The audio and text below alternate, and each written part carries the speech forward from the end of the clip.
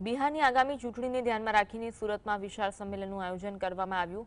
સુરતમાં વસતા બિહારના લોકો માટે આ કાર્યક્રમ યોજાયો, જેમાં નાયબ મુખ્યમંત્રી હર્ષ સંઘવી, પૂર્વ મંત્રી મુકેશ પટેલ સહિત અનેક અગ્રણીઓ ઉપસ્થિત રહ્યા। કાર્યક્રમ દરમિયાન કેન્દ્રીય મંત્રી સી.આર. પાટીલે વર્ચ્યુઅલ રીતે લોકોને સંબોધિત કર્યા। તેમણે જણાવ્યું કે બિહારમાં લોકો પહેલાના જંગલરાજને કારણે બહાર આવ્યા, પરંતુ જ્યાં ગયા ત્યાં મહેનત અને નિષ્ઠાથી નવો કીર્તિમાન સ્થાપિત કર્યો।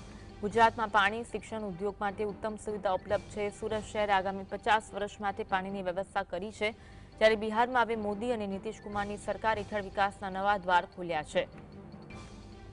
બિહારમાં વિધાનસભાની ચૂંટણી આવી રહી છે, તે અંગે ગુજરાતના સુરત ખાતે કાર્યક્રમનું આયોજન કરવામાં આવ્યું હતું। સુરતમાં વસતા બિહારના લોકો માટે આ કાર્યક્રમ યોજાયો, જેમાં નાયબ મુખ્યમંત્રી હર્ષ સંઘવી, પૂર્વ મંત્રી મુકેશ પટેલ સહિત અનેક અગ્રણીઓ ઉપસ્થિત રહ્યા। કાર્યક્રમ દરમિયાન કેન્દ્રીય મંત્રી સી.આર. પાટીલે વર્ચ્યુઅલ રીતે લોકોને સંબોધિત કર્યા। આ અંગે વધુ વાત કરીશું। સંવાદદાતા સાહિસ ફોનલાઈન પર જોડાયા છે। સાહિસ, બિહારની ચૂંટણીને ધ્યાનમાં રાખી સુરતમાં વિશાળ સંમેલનનું આયોજન કરવામાં આવ્યું હતું, વિગત જણાવશો?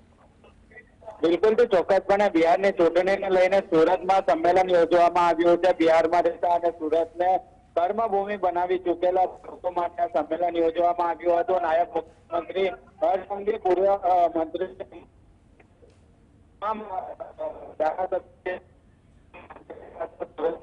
બિહારના લોકો પોતાના સંબંધીઓને મત આપવાની અપીલ કરે તે હેતુથી આ કાર્યક્રમ યોજવામાં આવ્યો હતો। બિહારની ચૂંટણીને લઈને સુરતમાં હવે રંગ જામ્યો હોય તેવા દ્રશ્યો જોવા મળી રહ્યા છે। સુરત અને ગુજરાતમાં થયેલા વિકાસ કાર્યોની વાત બિહાર સુધી પહોંચે તે હેતુ યોજવામાં આવ્યો હતો। સી.આર. પાટીલ દ્વારા જણાવવામાં આવ્યું હતું કે બિહાર છોડ્યું જંગલ રાજ છે, તમે બિહાર છોડ્યું તો પરિવાર પોષણ માટે તમે ત્યાં ગયા ત્યાં નવો કીર્તિમાન સ્થાપિત થયો છે। સાચી નિષ્ઠા અને મહેનતથી કામ કર્યું તો બિહારના